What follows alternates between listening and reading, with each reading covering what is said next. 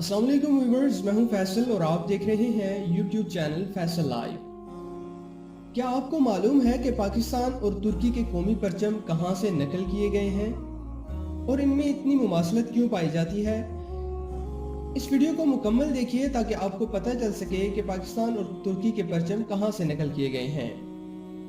عہد نبوی کے دوران مسلمانوں کے اندر جو انقلاب برپا ہوا، اس سے نہ صرف مسلمانوں کو قابل فخر بنا دیا بلکہ ان کے ذریعے اسلام کی تاریخ کو بھی عظیم کر دیا۔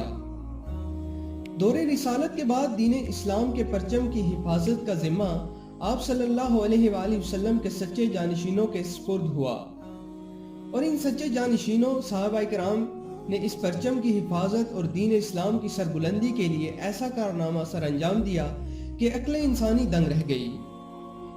پھر اس کے بعد اموی خاندان نے ایک صدی تک مسلم ممالک کی فتوحات کا سلسلہ باہم عروج تک پہنچا کر معیشت کا یہ حال کیا کہ صاحب نصاب کو کوئی غریب نہیں ملتا تھا کہ وہ اس کو زکوٰۃ ادا کرے۔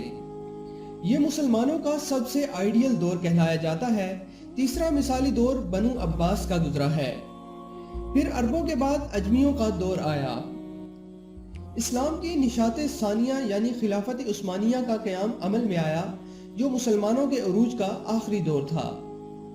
کہا جاتا ہے کہ یورپ، افریقہ، ایشیا پر محیط 3 براعظموں پر خلافت کا قیام تھا جس نے پوری دنیا میں اسلام کے پرچم کو عروج بخشا اور ایک مثالی حکومت قائم کی۔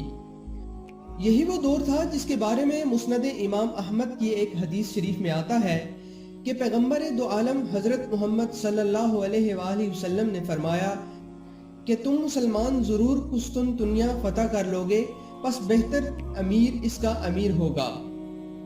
یہی وہ حدیث مبارکہ ہے جس پر سلطان محمد فاتح کے ذریعے عمل ہوا، لیکن اس خلافت کو زوال ہونے کے بعد ترکی سمٹ کر رہ گیا۔ خلافت عثمانیہ کے پرچم پر غور کریں تو ایک حیرت انگیز حقیقت کا انکشاف ہوتا ہے جس میں پاکستان اور ترکی کے جھنڈوں کی ایک جھلک نظر آتی ہے۔ یعنی اس بات سے بخوبی اندازہ لگایا جا سکتا ہے کہ خلافت ٹوٹنے کے بعد ایک جھنڈا ترکی نے اپنایا اور ایک پاکستان کا بنا، جس کا مطلب ہے کہ اللہ تعالیٰ نے پہلے خلافت ترکوں کو دی تھی اور ترکوں کے ذریعے صدیوں تک اسلام کا بول بالا کروایا، لیکن اس دفعہ یہ خلافت پاکستان کو عطا کی جانے والی ہے۔ یعنی اب وہ دور آنے والا ہے کہ پاکستان بھی ترکی کی طرح اسلام کی سربلندی کے لیے اہم کام سر انجام دے گا۔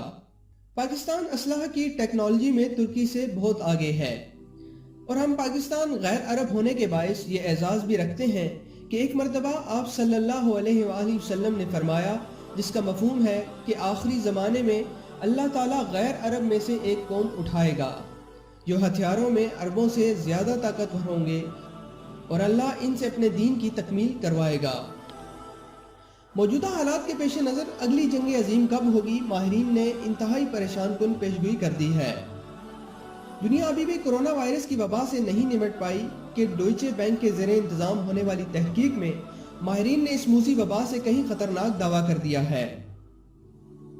ڈیلی سٹار کے مطابق ماہرین نے بتایا ہے کہ آئندہ 10 سال کے اندر 4 طرح کے تباہ کن ایونٹس میں سے کسی ایک کے رونما ہونے کا 33% امکان ہے۔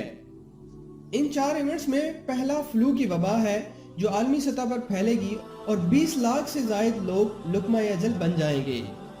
دوسرا سپر آتش فشاں کا پھٹنا۔ تیسرا سورج کی سطح سے اٹھنے والی خوفناک طوفان کا زمین پر تباہی پھیلانا، اور چوتھا تیسری عالمی جنگ چھڑ جانا ہے۔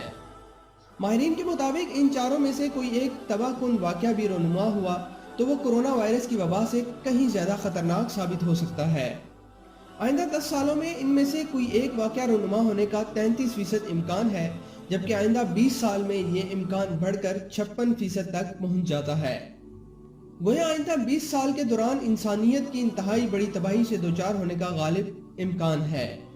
ماہرین کے مطابق یہ تباہی ایسی خوفناک ہوگی، اس طرح کی مثالیں جو مذہبی کتابوں میں پڑھتے آئے ہیں۔ مثال کے طور پر ایک شمسی طوفان 150 سال پہلے آیا تھا، اس وقت دنیا کا نظام مختلف تھا۔ آج اگر ویسا ہی طوفان آتا ہے تو ہماری بجلی کے grid stations, satellite communication, internet اور دیگر اس نوع کی سروسز تہو بالا ہو جائیں گی اور دنیا اندھیرے میں ڈوب جائے گی۔